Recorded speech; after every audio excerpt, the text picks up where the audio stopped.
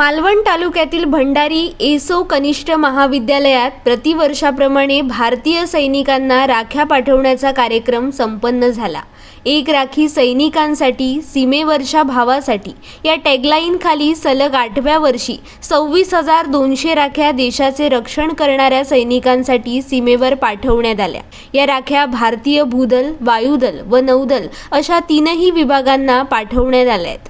या कार्यक्रमाला प्रमुख पाहुणे म्हणून मालवण पंचायत समितीचे गटविकास अधिकारी आत्मज मोरे, मालवणचे नायब तहसीलदार श्रद्धा चौगुले, पोलीस उपनिरीक्षक संदीप खोडे, पोलीस कर्मचारी श्री खडपकर, पोलीस कर्मचारी जॉन नरुना, माजी सैनिक राजन कुमटेकर आदी उपस्थित होते। यावेळी कॉलेजचे प्राचार्य तिवले सर, शिक्षक, विद्यार्थी उपस्थित होते।